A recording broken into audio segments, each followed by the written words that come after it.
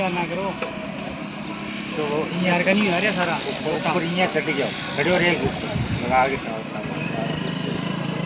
Helicopter आने की तैयारी कर रहे हैं गांव रसाले खड़े में।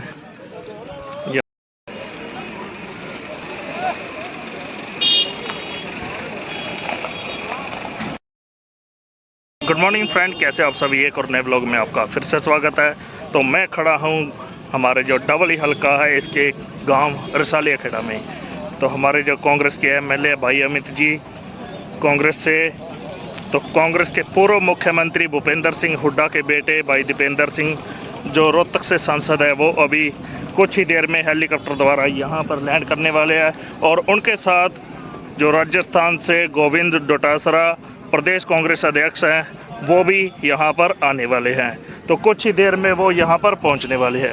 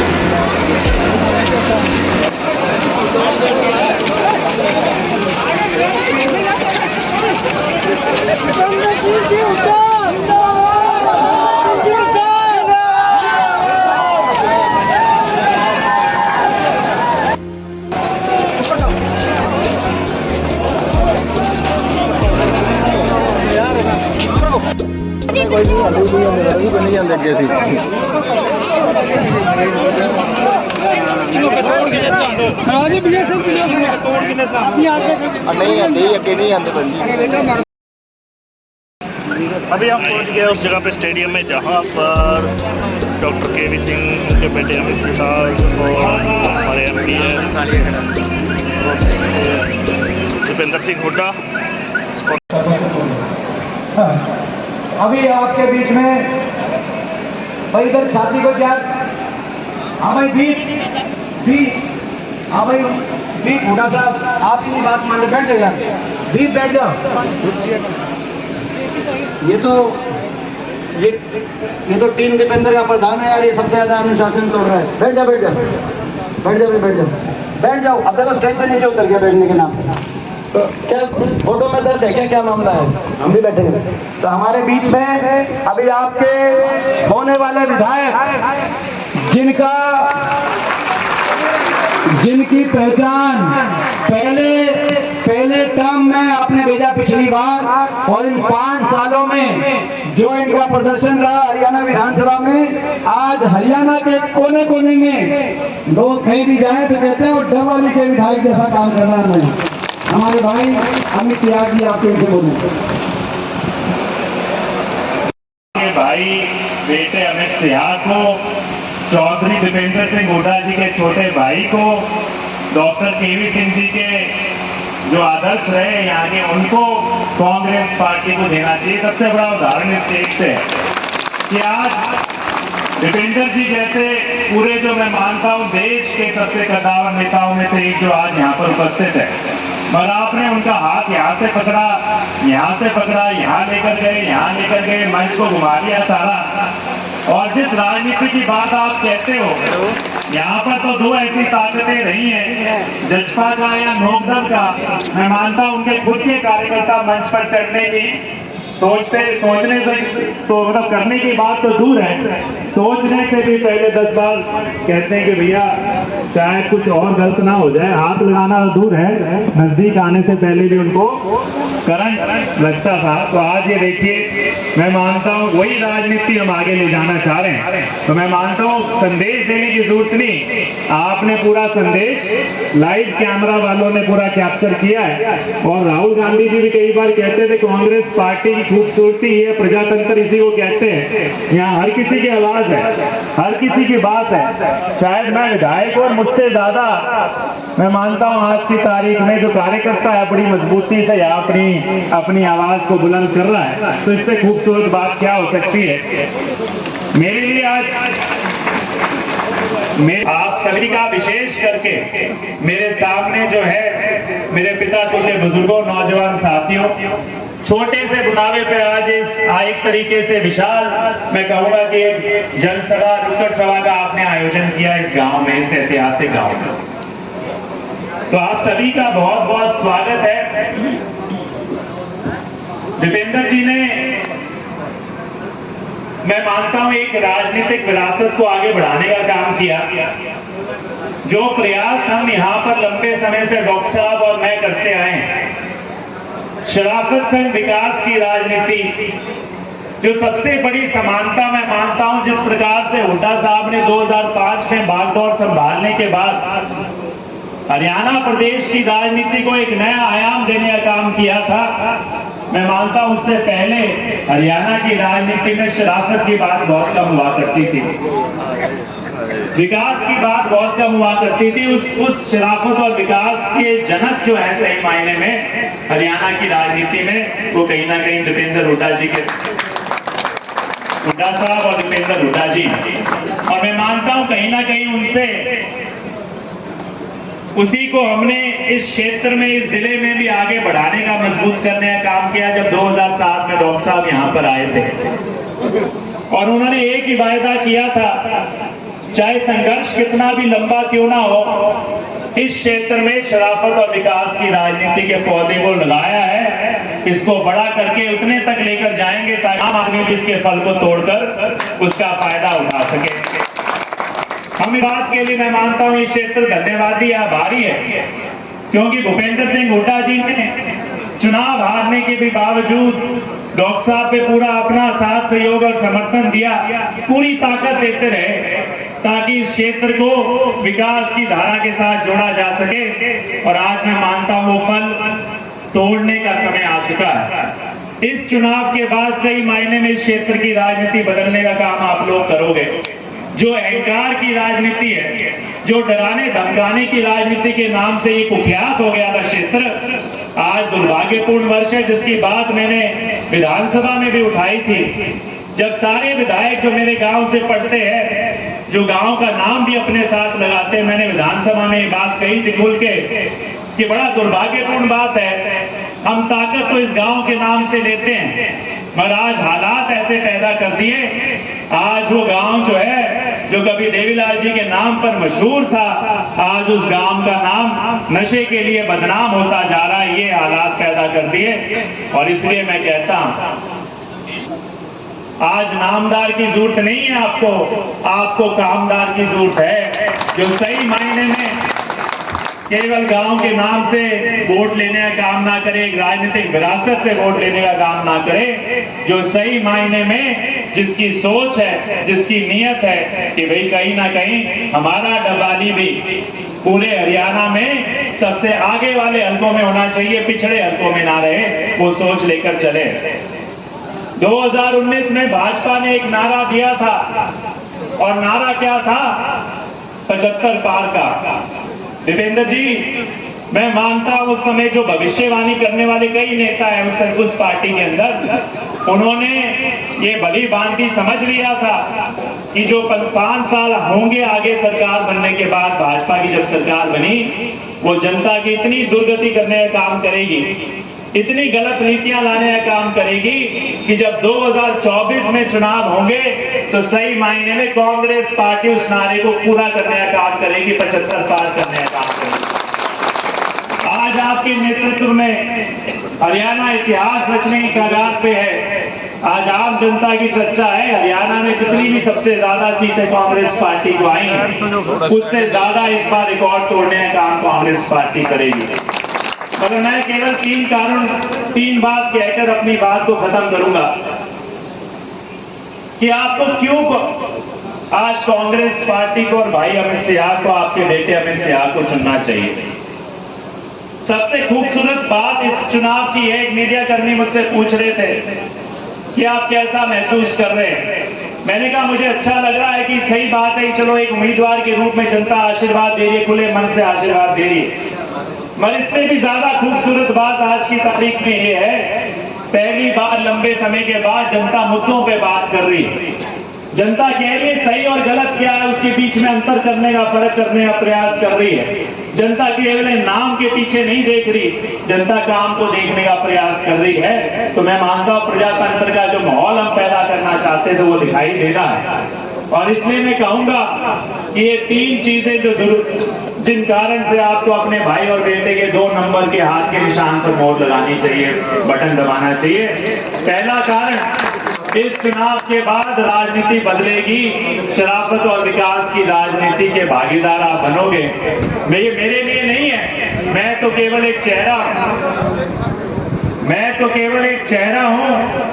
आने वाले समय में 10-15 साल बाद अगर मेरे बाद भी कोई यहाँ पर आके राजनीतिक रूप से सोचेगा, ये राजनीति सभी परिवारों के लिए खोलने का काम करेगा, कुछ परिवारों तक सीमित नहीं रहेगी। शराफत और विकास की राजनीति इसको कहते हैं, जहाँ आप खुले मन से अपनी बात कर सको, और मैं चाहे मेरा तिरस्कार करना हो, मेरे खिलाफ बात करनी हो तो खुले मन से कह सको, वो ये माहौल पैदा करेगी इस चुनाव के बाद। दूसरा कारण, जैन साहब, दूसरा कारण मैं मानता हूं कि जो लंबे समय बाद 91 में आखिरी बार था जब कांग्रेस पार्टी की सरकार बनी थी, कांग्रेस पार्टी का विधायक यहां से था, तो मैं मानता हूं उतने लंबे समय के बाद एक सुनहरी मौका है, सरकार कांग्रेस की बनने जा रही है, इसमें कोई रोक नहीं सकता। मगर उसके अंदर आपकी भागीदारी होगी। और मैं मानता हूं पिछली बार डॉक्टर साहब और हमने एक नारा दिया था, 1 वोट से 2 विधायक मिलेंगे। वो डॉक्टर साहब ने सिद्ध करके दिखाया, मैंने सिद्ध करके दिखाया। पहली बार आपको विपक्ष में एक ऐसा विधायक मिला जिसने आपकी हर मुद्दे पे आवाज उठाने का काम किया। और डॉक्टर साहब ने 365 दिन में से 325 दिन में मानता हूं आपकी सेवा दुख सुख में यहाँ करने का काम किया। मैं नारे को बदलना चाहता हूं। इस बार 1 वोट से आपको 2 बड़ी ताकतें मिलेंगी। जहां डॉक्टर साहब का बड़ा रुतबा, अपना तजुर्बा है, आपके भाई का युवा जोश है, पर वहां पे साथ साथ मैं मानता हूं दीपेंद्र हुड्डा जी जैसे बड़े भाई की ताकत भी हमारे साथ जुड़ी हुई है। और ये मैं कहता हूं क्योंकि उनकी राजनीति का आधार भी केवल और केवल सम्मान है, मान सम्मान, प्यार और विकास है। तो जब सब दोनों विचारधाराएं मिलती है तो विकास में कोई कमी नहीं रहेगी। दूसरा कारण, और तीसरा बड़ा कारण मैं मानता हूं जो कांग्रेस पार्टी को दूसरी पार्टियों से भिन्न करने का काम करती है, अलग करने का काम करती है। खास के पिछले 3 सालों में कांग्रेस पार्टी ने स्पष्ट कर दिया कि भी हम राजनीतिक रूप से ताकत भी आप लोगों से लेंगे और जब सरकार बनेगी तो वो ताकत वापस भी आपको लौटाने का काम करेंगे। भाजपा जसपा जैसे लोग जो ताकत तो आपसे लेते रहे गुमराह कर मगर सही मायने या तो बड़े उद्योगपतियों को या खुद की जेब को भरने का काम करते रहे। दीपेंद्र जी, यहाँ तो ये हालात हो गए कि इस बार जो हमारे उम्मीदवार हैं उनकी माता जी जो मुझसे पहले विधायिका थी यहाँ से, उन्होंने एक जगह प्रश्न किया, ये राजनीतिक सोच है, एक जगह ये कहा कि लोग कहते हैं अमित बड़ा शरीफ है तो राजनीति में क्यों है।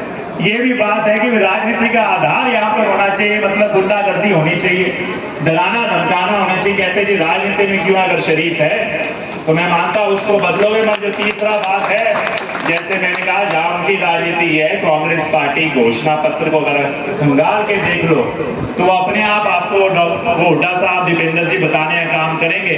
मगर उस घोषणा पत्र को खंगाल कर देख लोगे तो सही सामान्य में स्पष्ट हो जाएगा कि ये जो नीतियां हैं ये आपके हक में बनाने का काम कांग्रेस पार्टी बहुत बड़े स्तर पर कर रही है। तो जब सरकार भी बदलेगी तो यहाँ की राजनीति बदलेगी, सरकार बदलेगी, राजनीतिक ताकत मिलेगी और जब सरकार बदलेगी कांग्रेस पार्टी की तो बड़ी नीतियों का फायदा आपको मिलेगा। जब तीनों पहलू डॉक्टर केवी सिंह जी से निवेदन करूंगा कि मैं अपनी बात रखूं।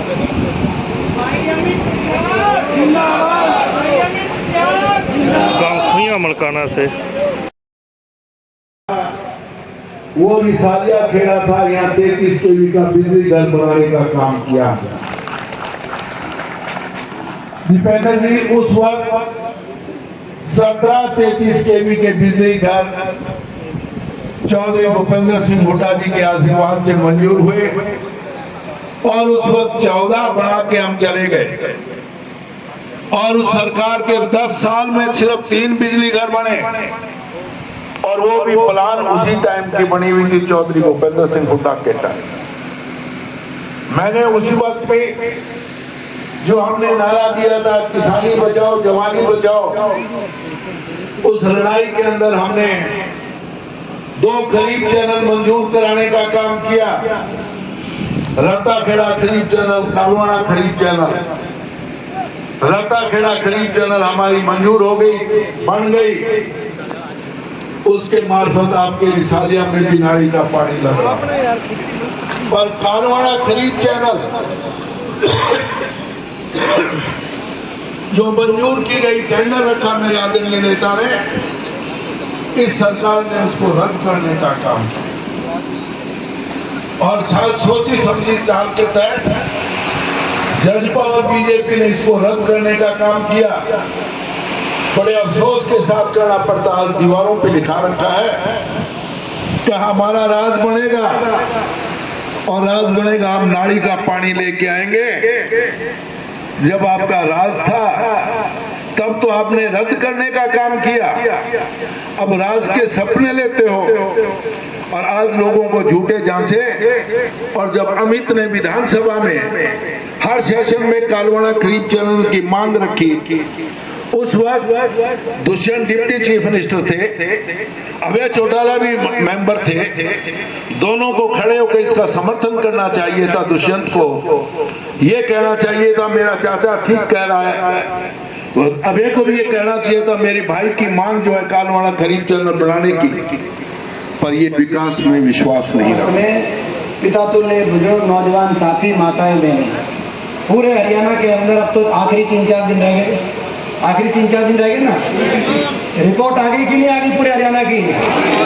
किसकी सरकार बन रही है? सिस्टम घुमा दिया कि नहीं घुमा दिया सिस्टम? आपकी कांग्रेस पार्टी की सरकार बन रही है।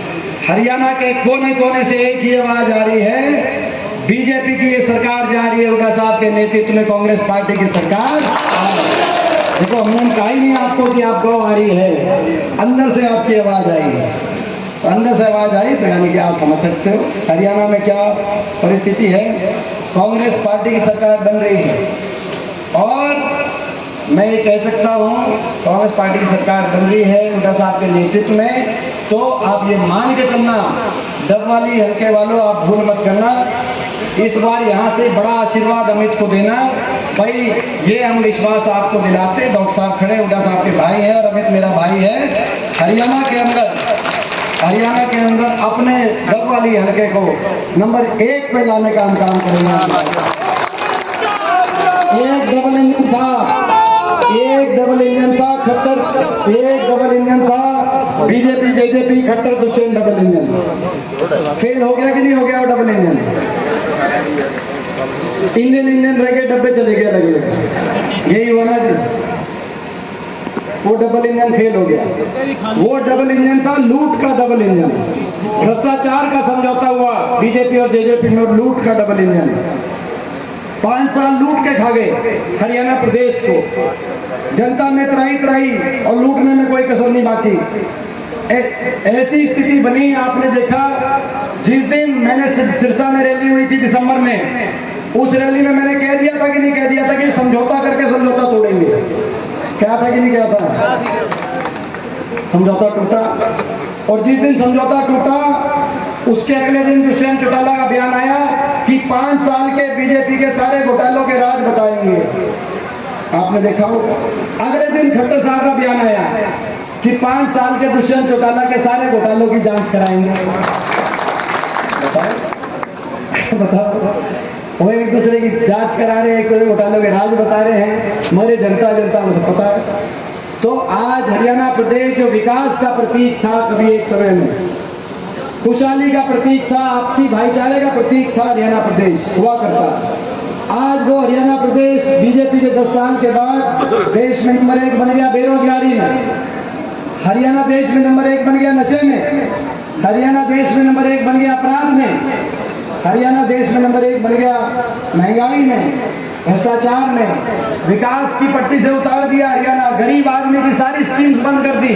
100 गज के प्लॉट की स्कीम थी, मकान की स्कीम थी, राशन डिपो पे दाल चीनी तेल मिर्ची के हमारे समय सारी गरीब आदमी की स्कीम्स बंद करने वाला ये प्रदेश बन गया बीजेपी की सरकार आते ही। 10 साल इलेक्शन होता तो याद आते हैं गरीब आदमी की, राशन डिपो पे भी कुछ पहुंचाने लगते हैं, लेकिन 10 साल तक गरीब का शोषण करने वाली ये सरकार साबित हुई, हर वर्ग को उलझाने वाली ये सरकार साबित हुई।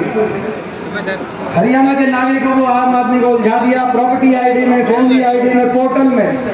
हरियाणा के नौजवान को उलझा दिया सीटी में और कच्ची नौकरी में। पक्की नौकरी सारी बीजेपी खा गई कि नहीं खा गई? पक्की नौकरी की वो लिस्ट ही नहीं निकाली।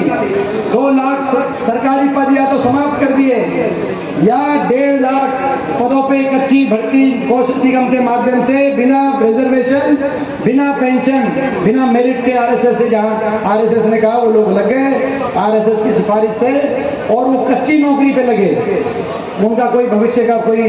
तो आज ऐसी ये सरकार ये साबित हुई, नौजवानों को भी उलझा दिया, आम आदमी को उलझा दिया, और हर वर्ग पे अत्याचार करने वाली सरकार।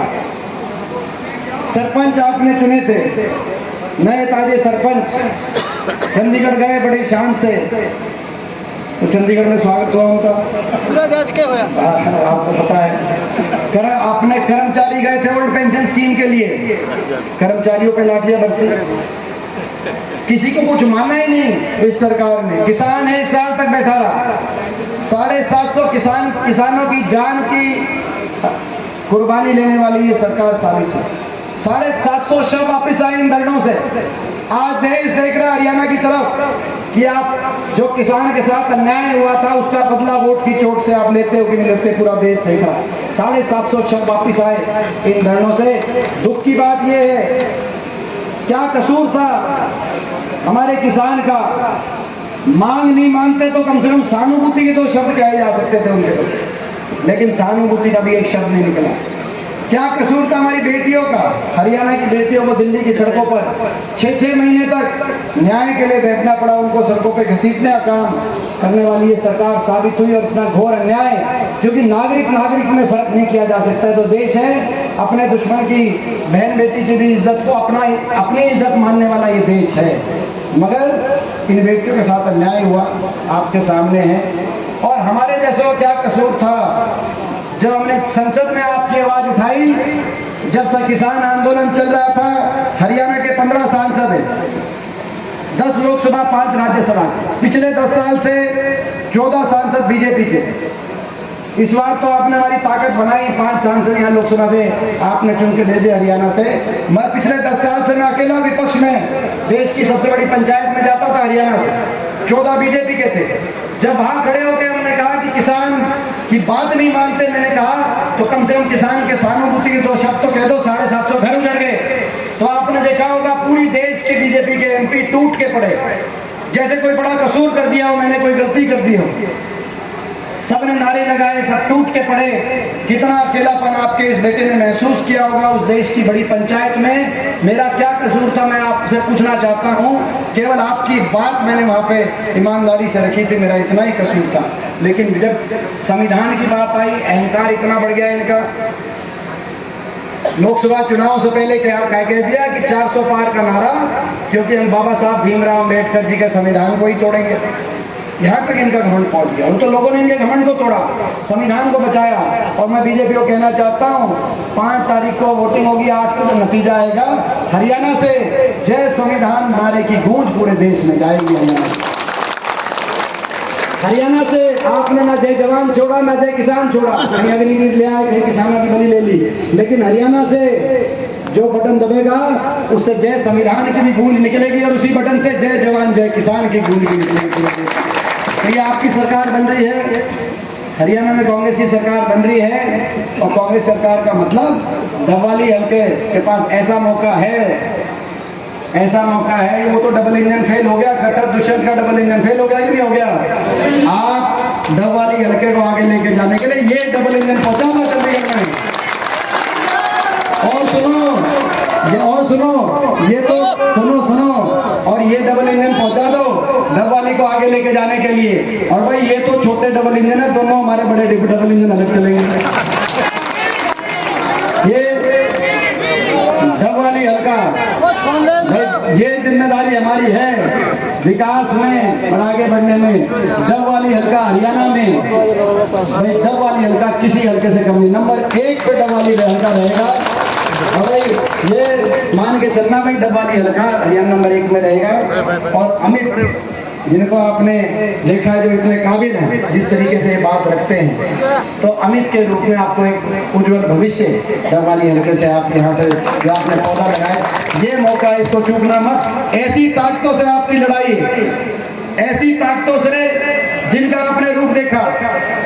आपने देखा कैसे सिरसा के अंदर तीनों मिलकर लड़ रहे हैं कि नहीं लड़ रहे? तीनों मिलकर, बीजेपी, गोपाल कांडा और ये अभय सिंह चौटाला, तीनों मिलकर लड़ रहे हैं कि नहीं लड़ रहे?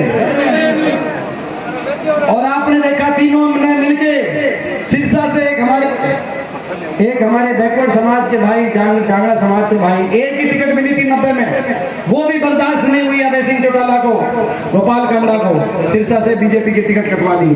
और कांग्रेस ने, हुड्डा साहब ने, जैसे अभी जगदीश जी ने कहा, और पहले एमएलए राजस्थान में जगदीश जी को हुड्डा साहब के माध्यम से, और आज हरियाणा में आदमपुर में चंद्र प्रकाश जी, ऐसी सोच के लोग हैं, ऐसी सोच के लोग। और ये ऐसी सोच के लोग कहा कि इस बार कांग्रेस की बहुत हवा बन रही है। तो उन्होंने कहा पिछली बार हमने दुष्यंत चौटाला को उतारा था, जो कहता था बीजेपी करो जमुना पार, कई निर्दलियों को भी उतार रहे हैं। ये खट्टर साहब का बयान है। तो ये बीजेपी की बी टीम, बीजेपी की सी टीम और बीजेपी की फिसड्डी टीम, इनके चक्कर में तो नहीं आओगे, इन वोट काटुओं के चक्कर में, इनके चक्कर में मत आना आप। ये जो है, तो भाई ये आप यहाँ से कांग्रेस की सरकार बन रही है, ये समय है, जीत निश्चित है। सारी रिपोर्ट सर्वे हमारे पास हर रोज आते हैं रात को, हर सीट का जीत निश्चित है। कोई जीत में संशय, आज के बीच में मैं अपील करने आया हूँ कि जितनी बड़ी जीत और जितना बड़ा आशीर्वाद आपका होगा, तो चंडीगढ़ से उतनी बड़ी ताकत से हमें आपके ग्रुप में आएगा। ये आज आपके बीच में कहने आया हूँ। और सभी वर्गों के फैसले करेंगे, सारा मैनिफेस्टो डॉक्टर साहब ने बता ही दिया है। और सुनो, मैनिफेस्टो डॉक्टर साहब ने बता दिया है, मैनिफेस्टो लिखने वाले भी ये हैं। और भाई आप यहाँ से अमित को जिता दो, आगे 5 साल सरकार चलाने वाले भी डॉक्टर साहब ही होंगे, कोई कमी नहीं। बहुत बहुत धन्यवाद। और भाई सुनो, ये ठीक कह रहे सुदेश, देखो आपने देखा होगा, ये आ रहे हैं दिल्ली से, बड़े बड़े नेता हैं इनके, दिल्ली से बड़े बड़े नेता आते, 10 साल के अपने काम नहीं बता रहे, केवल कांग्रेस पार्टी पर, हुड्डा साहब पे और मुझ पे निशाना साध के जा रहे हैं। कल प्रधानमंत्री जी कह रहे थे कि भाई लड़ाई चल रही है, पता नहीं उनको किसने बता दिया, कह रहे कि हुड्डा साहब बोला भाई कहते हैं पिता पुत्र में लड़ाई चल रही है। बताओ, वो हमारे घर की बात पता नहीं कैसे पता चल रही है उनको, हमारी तो कभी, हम तो